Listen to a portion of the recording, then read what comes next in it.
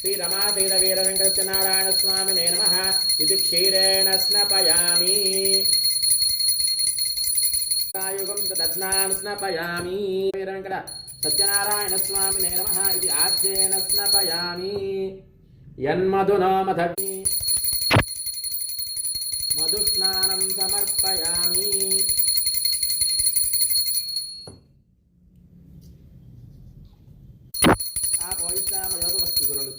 आपोष्टामयोपवस्थान ऊर्जितधातना महेरणा इक्षयोवस्वतमोरसः तस्य भाजे तेहनः उशतीरवमातरः तस्मारङ्गमामयशिक्षया यजिन्मथा आपो जनयदाचनः श्रीरमाधीरवीरवेङ्कट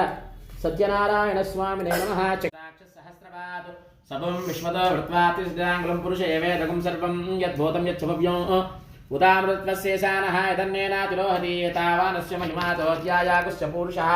पादोऽस्य विश्वाभूतानि त्रिपादश्चामृतं दिवि त्रिपादोर्धबुधैः पुरुषः पादोऽस्येह भवात् पुनः ततो विश्वन्व्यक्रामतु शासनानसनेऽभि तस्मात् विराटजायता विराजो अधिपुरुषः स जातोऽत्यतिष्ठता पश्चाद्विमतो पुरः यत्पुरुषेण हविषा देवा युग्मतन्वदाव संतोऽस्यासीदाज्यं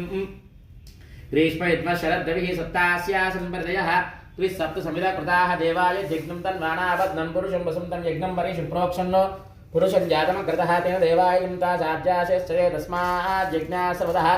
अजस्सामान् जिग्निरे छन्दागं जिग्निरे तस्मात् जुस्तस्मादजायत तस्मादस्माजायन्त ये केचोभयाततः गावोः जिग्निरे तस्मात् तस्मात् जाता जावयः यत्पुरुषं वेदधरं विष्णुं शशिवर्णं चतुर्भुजं प्रसन्नवदनं ध्यायेत् सर्वविघ्नोपशान्तये अगजार्णपद्मार्कं गजार्णमहर्निशम् अनेकदन्तं भक्तानां एकदन्तमुपास्महे एकदा नैमिषारण्ये ऋषेः शौनकादयः ప్రప్రచురానతం సర్వే సూతం పౌరాణికం ఖలు. మన భారతదేశానికి ఈశాన్య భాగంలో నైమిషారణ్యం అనే అరణ్యం ఉందిట. ఆ అరణ్యానికి నైమిషం అనే పేరు ఎందుకు వచ్చిందయ్యా అంటే సూత మహాముని వారు సౌనకాది మహర్షులు యజ్ఞయాగాదులు చేస్తుండగా రాక్షసులు తపోభంగం కలిగించారట. ఆ తపోభంగం కలిగించడం చేత ఎక్కడైనా సరే ప్రశాంతంగా యజ్ఞాలు యాగాలు చేయడానికి ఒక అనువైన ప్రదేశం కావాలని చెప్పి విష్ణుమూర్తి వారి దగ్గరికి వెళ్ళారట. విష్ణుమూర్తి వారి దగ్గరికి వెళ్ళి మేము ప్రశాంతంగా యజ్ఞాలు యాగాలు చేయడానికి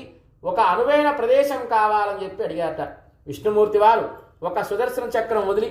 ఈ సుదర్శన చక్రం ఏ ప్రదేశంలో తాగుతుందో అక్కడ మీరు ప్రశాంతంగా యజ్ఞాలు యాగాలు చేసుకోవచ్చు అని చెప్పి సమాధానం చెప్పారట. ఆ సుదర్శన చక్రం తిరిగి ఒక భారతదేశంలో ఒక